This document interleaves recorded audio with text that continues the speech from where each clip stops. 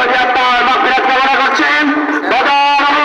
থেকে শুরু করেন আজকে এই পর্যন্ত বাংলাদেশের ইসলামকে প্রতিষ্ঠা করতে গিয়ে শহীদ মতিউর রহমান নিজামী, শহীদ আলী হাসান মুজাহিদ, শহীদ কামরুজ্জামান, শহীদ আব্দুল কাদের মোল্লা, শহীদ আল্লামা দেলোয়ার হোসেন সাঈদী সহ অত্র ইউনিয়নের গর্বিত সন্তান শহীদ ডাক্তার ফয়জ আহমেদ সহ যারা জীবন দিয়েছেন তাদের আত্মার মাগফিরাত কামনা করছি।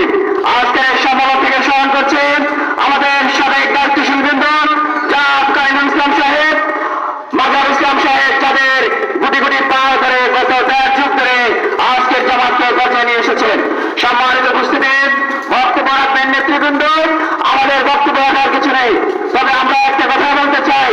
আমি আমার ব্যক্তিগত থেকে বলছি, রাসূল সাল্লাল্লাহু আলাইহি ওয়াসাল্লাম তিনি তার জীবন শেষ অবস্থায় মদিনায় ইসলামী রাষ্ট্র কায়েম করেছিলেন, আর কোরআন দিয়ে শাসন করেছিলেন। বাংলাদেশ জামাত ইসলামীও আর কোরআন দিয়ে দেশকে শাসন করতে চায়। ঠিক না বলেন? রাসূল করিম সাল্লাল্লাহু আলাইহি ওয়াসাল্লাম একটি অসুস্থ সমাজকে কোরআনের রঙে রাঙিয়ে সমাজকে দুর্নীতিমুক্ত, সুদমুক্ত, ঘুষমুক্ত, হানাহানি, খুনমুক্ত একটি সুন্দর সমাজ উপহার দিয়েছেন।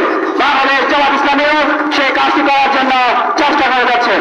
তার উদাহরণ হচ্ছে আমাদের সাবেক 2 জন মন্ত্রী 3টি মন্ত্রণালয় পরিচালনা করেছিলেন, দুর্নীতি দিয়েও 1 টাকার দুর্নীতি তারা মেটাতে পারে নাই।